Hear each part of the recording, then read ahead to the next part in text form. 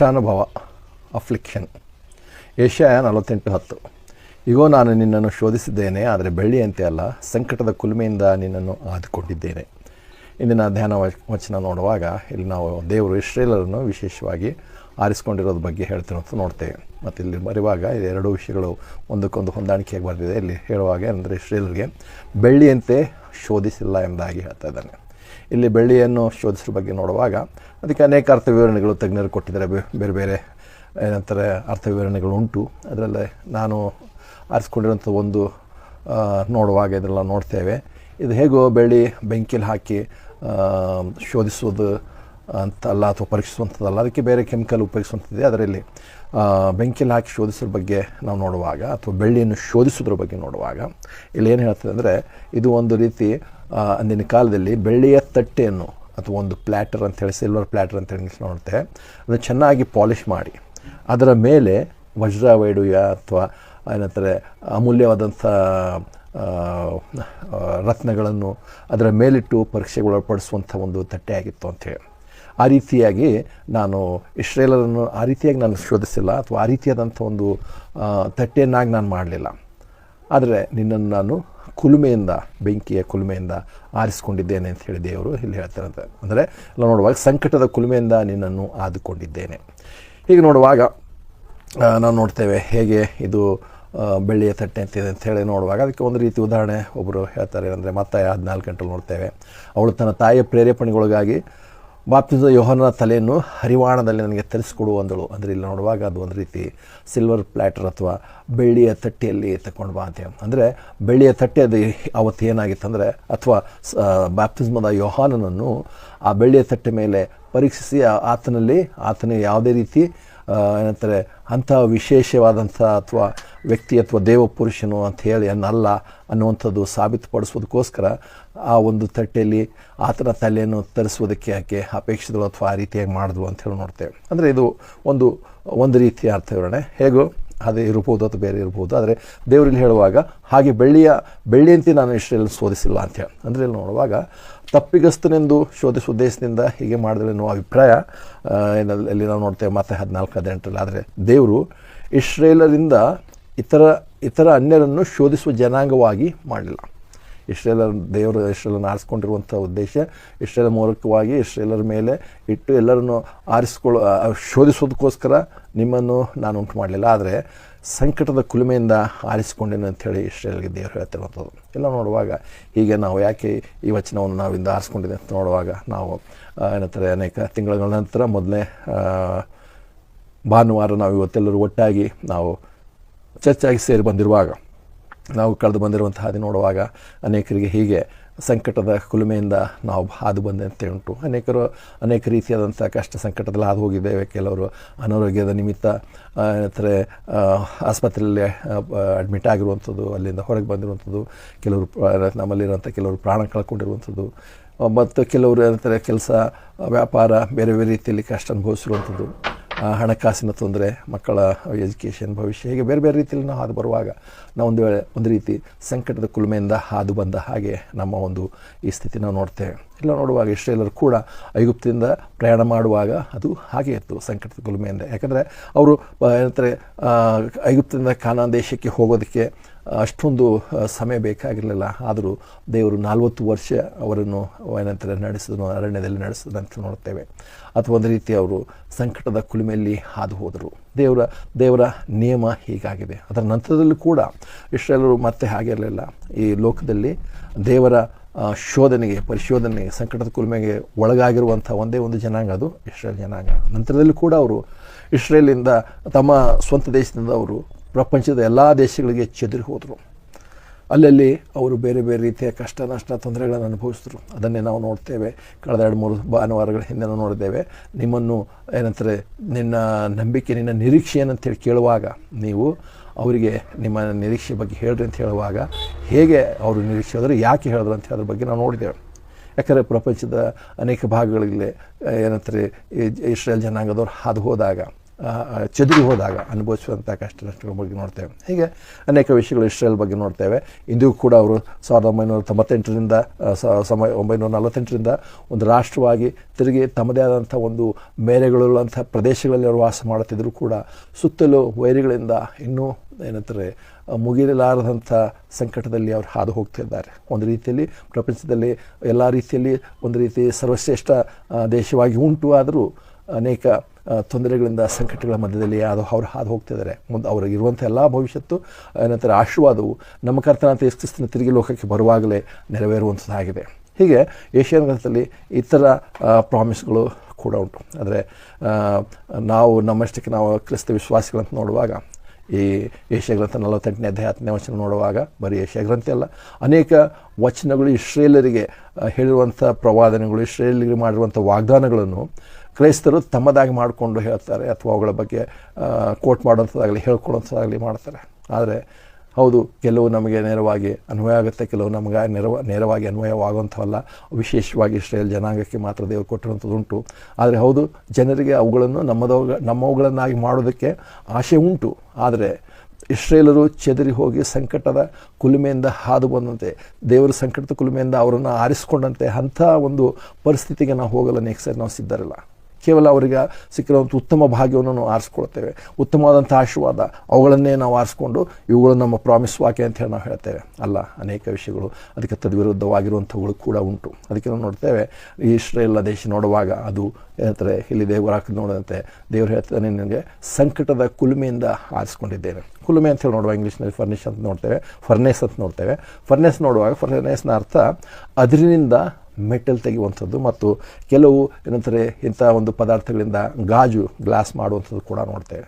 Furnace ಅಂತ ಒಂದು ಕೆಲಸಕ್ಕೆ ಉಪಯೋಗಿಸುವಂಥದ್ದು. ಈ ಫರ್ನೇಸ್ನಲ್ಲಿ ಏನಂತಾರೆ ಪರೀಕ್ಷೆ ಮಾಡಿ ಯಾವುದೋ ಹೊರಗೆ ತರೋದಕ್ಕಿಂತ ಯಾವುದು ಏನಂತಾರೆ ರಾ ಮೆಟೀರಿಯಲ್ ಅಥವಾ ಏನಿಲ್ಲದೆ ಇರುವಂಥ ಪದಾರ್ಥ ಅದರಿಂದ, ಅಥವಾ ಕಬ್ಬಿಣದ ಅದರಲ್ಲಿ ಹಾಕಿದರೆ ಅದರಿಂದ ಕಬ್ಬಿಣವನ್ನು ಹೊರಗೆ, ಆ ಮೆಟಲ್ ಹೊರಗೆ ತೆಗೆಯುವಂಥ ಕೆಲಸ ಫರ್ನೇಸ್ ಮಾಡುವಂಥದ್ದು ನೋಡ್ತೇವೆ. ಇಲ್ಲಿ ಏನಂತಾರೆ ಇಸ್ರೇಲರಿಗೆ ಆ ಫರ್ನೇಸ್ ಅಥವಾ ಕುಲುಮೆ ಅಂತೇಳಿ ನೋಡುವಾಗ ಹೀಗೆ ಅವರನ್ನು ಆ ಒಂದು ಕುಲುಮೆಯಲ್ಲಿ ಅವರಿಗಿರುವಂಥ ಅಥವಾ ಅವರಿಗಿರುವಂಥ ಅವರಲ್ಲಿರುವಂಥ ನಿಜಾಂಶವನ್ನು ಹೊರಗೆ ತೆಗೆಯೋದಕ್ಕೋಸ್ಕರ ದೇವರು ಕುಲುಮೆಯಲ್ಲಿ ಹಾಕಿದನಂತ ನೋಡ್ತೇವೆ. ಕ್ರಿಸ್ತ ವಿಶ್ವಾಸಿಗಳಾಗಿರುವಂಥ ನಮಗೂ ಕೂಡ ಅದೇ ಅನ್ವಯ ನೋಡ್ತೇವೆ. ಈಗ ಮತ್ತು ನಾವು ದಾನಿಯೇಲ ಪುಸ್ತಕ ನೋಡುವಾಗ ಶದ್ರಕ್ ಮೇಷಕ ಅಬೇದ್ನೆಗೋರ ಬಗ್ಗೆ ಕೂಡ ನೋಡ್ತೇವೆ. ಅವರನ್ನು ಕೂಡ ಬೆಂಕಿಯ ಕುಲುಮೆಯಲ್ಲಿ ಹಾಕಿದ್ರು. ಅಂದರೆ ಅದಕ್ಕಿಂತ ಮುಂಚೆ ಅವರು ಏನಂತಾರೆ ಅಂಥ ಸಂಕಟದಲ್ಲಿ ಹಾದು ಹೋಗಿದ್ದರು. ಆದರೆ ಇನ್ನೊಂದು ಆವೃತ್ತಿ ಅವರನ್ನು ಅಂಥ ಕುಲುಮೆಯಲ್ಲಿ ಹಾಕಿದ್ರು ಕೂಡ ಸುಟ್ಟು ಭಸ್ಮವಾಗಲಿಲ್ಲ ಹೊರತು ಇನ್ನೂ ಏನಂತಾರೆ ತಮ್ಮ ನಂಬಿಕೆಯಲ್ಲಿ ದೃಢವಾಗಿ ಹೊರಗೆ ಬಂದರು. ಅವರು ಒಳಗೆ ಹೋಗೋದಕ್ಕಿಂತ ಮುಂಚೆ ಹೇಳ್ತಾರೆ, ನಮ್ಮ ದೇವರು ಈ ಒಂದು ಬೆಂಕಿಯ ಏನಂತಾರೆ ನಾಶದಿಂದ ತಪ್ಪಿಸಲು ಶಕ್ತನಾಗಿದ್ದಾನೆ. ಆದರೆ ಒಂದು ವೇಳೆ ಆತನ ತಪ್ಪಿಸದಿದ್ದರೂ ಕೂಡ ನಾವು ಏನಂತಾರೆ ದೇವರಿಗೆ ವಿರೋಧವಾಗಿ ನಡೆದುಕೊಳ್ಳಲ್ಲ ಅಂತ ಹೇಳಿದ್ರು. ಅಂದರೆ ಅವ್ರು ಹಾಗೆ ಆ ಒಂದು ಬೆಂಕಿಯ ಕುಲುಮೆಯಿಂದ, ಅವರು ಸಂಕಟದ ಕುಲುಮೆಯಿಂದ ಅವರು ಹಾದು ಬಂದಿರೋದು ನೋಡ್ತೇವೆ. ಕ್ರಿಸ್ತ ವಿಶ್ವಾಸಿಗಳಿಗೆ ಹೊಸ ಒಡಂಬಡಿಕೆಯಲ್ಲಿ ದೇವರು ಹೇಳಿರುವಂಥದ್ದು, ನಿಮ್ಮ ಮುಂದೆ 2 ಮಾರ್ಗಗಳು ಉಂಟು. ಒಂದು ಅಗಲವಾದಂಥ ಮಾರ್ಗ, ಅದರ ದಾರಿ ಬಹಳ ಸರಳವಾಗಿದೆ, ಆರಾಮವಾದಂಥ ಜೀವಿತ ಇದ್ದಾರೆ. ಅಂತ್ಯವು ನಾಶನವಾಗಿದೆ, ಅಥವಾ ಅಂತ್ಯವು ಮರಣ ಅಥವಾ ನಿತ್ಯವಾದಂಥ ಮರಣ, ಬೆಂಕಿಗಿಂದ ಕುಳಿರುವಂಥ ಕೆರೆಯಲ್ಲಿ ನಿತ್ಯವೂ ಯಾತನೆ ಪಡುವಂಥದ್ದಕ್ಕೆ ಆ ಮಾರ್ಗ ನಡೆಸುವಂಥದ್ದಾಗಿದೆ. ಅದರ ಇನ್ನೊಂದು ಮಾರ್ಗ ಉಂಟು, ಅದು ಕಿರಿದಾದ ಮಾರ್ಗ, ದಾರಿ ಬಿಕ್ಕಟ್ಟು, ಅದು ಸಂಕಟದ ಕುಲುಮೆಯಿಂದ ಹೊರಗೆ ಬರುವಂಥದ್ದಾಗಿದೆ. ಹೇಗಿಲ್ಲಿ ಒಳಗೆ ಹೋಗುವಂಥವ್ರು ಅದರಲ್ಲಿ ಕಷ್ಟ ಅನುಭವಿಸಿದ್ರೆ ರಕ್ಷಣೆ ಹೊಂದ್ತಾರೆ ಅಂತಲ್ಲ, ಅದರಲ್ಲಿ ಒಳಗೆ ಹೋಗಿರುವಂಥವ್ರಿಗೆ ಅಂಥ ಜೀವಿತದ ಅಂಥೇಳಿ ದೇವರು ಹೇಳ್ತಿರೋದು. ಮತ್ತು ದೇವರು ನಮಗೆ ಹೇಗೂ ನೀವು ಸಂಕಟ ಅಂದರೆ ಏನಂತಾರೆ ನಮ್ಮ ಕಾರ್ಯಗಳಿಂದ, ಪುಣ್ಯಕ್ರಿಯೆಗಳಿಂದ ಅಥವಾ ಆಜ್ಞೆಗಳ ಪರಿಪಾಲನೆಯಿಂದ ನೀವು ರಕ್ಷಣೆ ಸಂಪಾದಿಸ್ಕೊಳ್ಬೇಕಂತ ಹೇಳಿ ದೇವರು ಆ ವಾಕ್ಯವನ್ನು ಹೇಳ್ತಲ್ಲ, ಅಥವಾ ಈ ಸಾಮೆಯನ್ನು ಹೇಳಿಲ್ಲ. ಆದರೆ ಕ್ರಿಸ್ತಿಯ ಜೀವಿತ ಸಂಕಟದ ಕುಲುಮೆಯಿಂದ ಹೊರಗೆ ಬರುವಂಥದ್ದಾಗಿದೆ ಅಂತ ಹೇಳುವಂಥ ನೋಡ್ತೇವೆ. ಅದಕ್ಕೆ ನಾವು ನೋಡ್ತೇವೆ, ಹೀಗೆ ಈ ಒಂದು ಕಿರಿದಾದ ಮಾರ್ಗದಲ್ಲಿ ಹೋಗದೆ, ಸಂಕಟದ ಕುಲುಮೆಯಲ್ಲಿ ನಾವು ಹಾದು ಹೋಗದೆ ಕ್ರಿಸ್ತನ ಸಾರೂಪ್ಯವನ್ನು ಹೊಂದುವುದು ಹೇಗೆ? ಫರ್ನೆಸಲ್ಲಿ ಅದರಿಂದ ಕಬ್ಬಿಣ ತೆಗಿಬೇಕಾದ್ರೆ ಅದು ಆ ಒಂದು ಪ್ರಕ್ರಿಯೆಯಲ್ಲಿ ಹಾದು ಹೋಗಬೇಕಾಗಿದೆ. ನಾವು ಕ್ರಿಸ್ತನ ಸಾರೂಪ್ಯಕ್ಕೆ ನಾವು ಮಾರ್ಪಡಬೇಕಾದ್ರೆ, ಆತನೊಂದು ದಿವಸ ಬರುವಾಗ ನಾವು ಆತನಂತೆ ಆಗಬೇಕಾದ್ರೆ, ನಾವು ಈ ಲೋಕದಲ್ಲಿ ಕಿರಿದಾದ ಮಾರ್ಗದಲ್ಲಿ, ಬಿಕ್ಕಟ್ಟಿನ ದಾರಿಯಲ್ಲಿ, ಸಂಕಟದ ಕುಲುಮೆಯಲ್ಲಿ ನಾವು ಹಾದು ಹೋಗಬೇಕಾಗಿದೆ. ಅದರಿಂದಲೇ ದೇವರು ನಮ್ಮನ್ನು ಸಿದ್ಧಪಡಿಸಿ ಹೊರಗೆ ತರುವ ಆತನಾಗಿದ್ದಾನೆ. ಅದರಿಂದಲೇ ನಮ್ಮನ್ನು ಆರಿಸಿಕೊಳ್ಳುವ ಆತನಾಗಿದ್ದಾನೆ. ಇಲ್ಲೇ ಹೋದರೆ ಏನಂತಾರೆ ಆ ಒಂದು ದೇವರು ಬಯಸುವಂಥ ಸಾರೂಪ್ಯ ನಮ್ಮಲ್ಲಿ ಬರೋದಕ್ಕೆ ಸಾಧ್ಯವಿಲ್ಲ.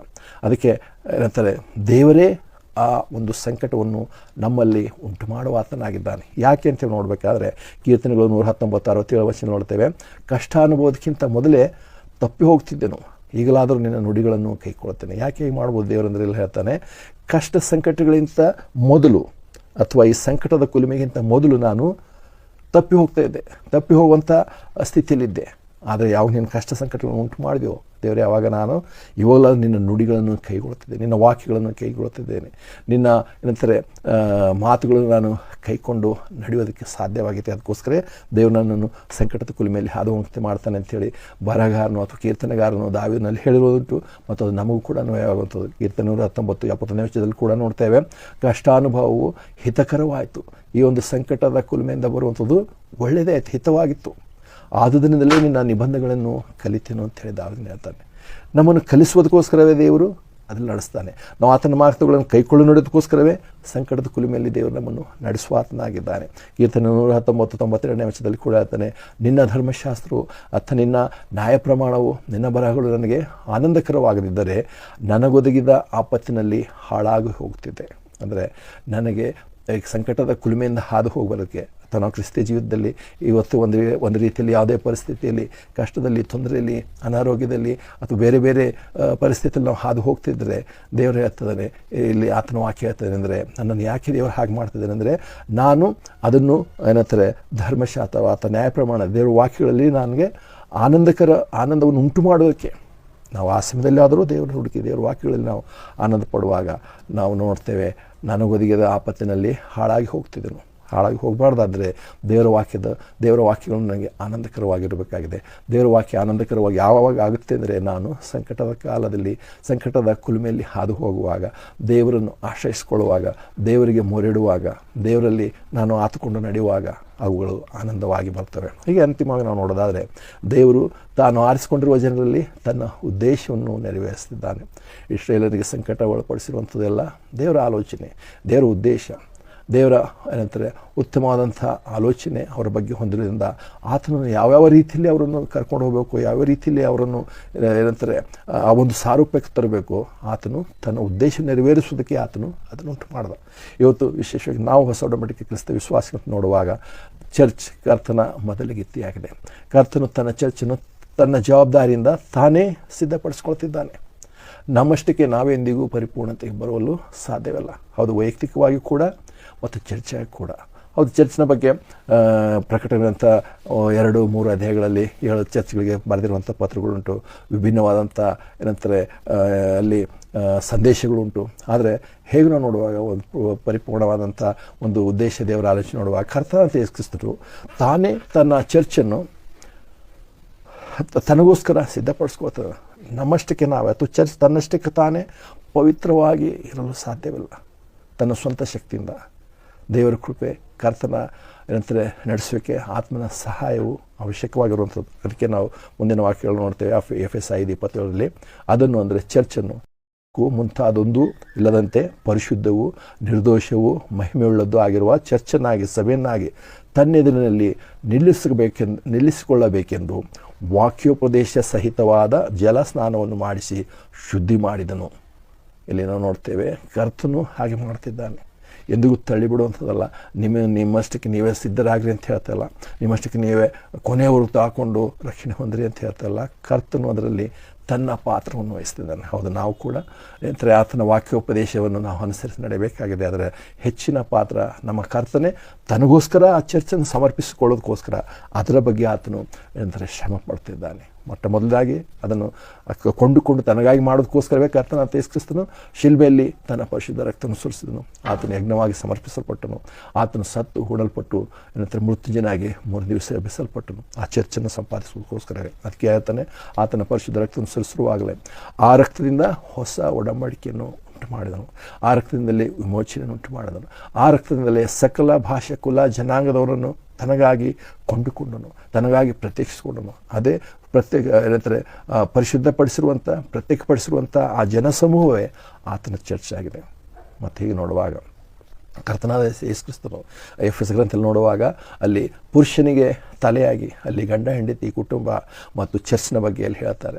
ಅಲ್ಲಿ ನೋಡುವಾಗ ಹೇಗೆ ಸಭೆಗೆ ಅಥವಾ ಚರ್ಚ್ಗೆ ಕ್ರಿಸ್ತನ ಶಿರಸ್ಸಾಗಿದ್ದಾನೆ, ಹೆಂಡತಿಗೆ ಪುರುಷನ ಶಿರಸ್ಸಾಗಿದ್ದಾನೆ, ಪುರುಷನಿಗೆ ಕ್ರಿಸ್ತನ ಶಿರಸ್ಸಾಗಿದ್ದಾನೆ. ಹೀಗೆಲ್ಲ ಅಲ್ಲಿ ಏನಂತಾರೆ ಒಂದಕ್ಕೊಂದು ಹೊಂದಾಣಿಕೆ ಮಾಡಿದೇ ಇರೋ ವಾಕ್ಯ ಹೇಳುವಾಗ ಕರ್ತನು ಹೇಗೆ ತನ್ನ ಚರ್ಚನ್ನು ತನ್ನ ಜವಾಬ್ದಾರಿಯಲ್ಲಿ ಅದನ್ನು ನಿರ್ವಹಿಸಿಕೊಂಡು ಶುದ್ಧೀಕರಿಸಿ ನಡೆಸ್ಕೊಂಡು ಹೋಗ್ತಿದ್ದಾನೋ, ಹಾಗೆ ಇವತ್ತು ನಾವು ನಮ್ಮ ಕುಟುಂಬಗಳು ನೋಡುವಾಗ ಯಾರು ನಾವು ನಮ್ಮ ಕುಟುಂಬದ ಮನೆ ಯಜಮಾನರು ಅಂತೇಳಿ ನಾವು ಅಂದ್ಕೊಂಡಿದ್ದೇವೋ ಅಥವಾ ಇದ್ದೇವೋ, ದೇವರು ಅವ್ರ ಜವಾಬ್ದಾರಿ ಕೊಟ್ಟಿದ್ದೇನೋ, ನಮ್ಮಷ್ಟಕ್ಕೆ ನಾವು ನೋಡೋಣ. ಏನಂದರೆ ನಾನು ಹೇಗೆ ನನ್ನ ಕುಟುಂಬವನ್ನು ಸಿದ್ಧಪಡಿಸುವಂಥ ಪ್ರಕ್ರಿಯೆಯಲ್ಲಿ ನಾನು ತೊಡಗಿದ್ದೇನೆ. ಯಾಕಂದರೆ ನಾವು ಎಲ್ಲರೂ ಇವತ್ತು ಸಂಕಟದ ಕುಲುಮೆಯಿಂದ ಹಾದು ಬರ್ತಿದ್ದೇವೆ. ದೇವರು ನಮ್ಮನ್ನು ಅಲ್ಲಿಯೇ ಆರಿಸಿಕೊಂಡಿದ್ದಾನೆ.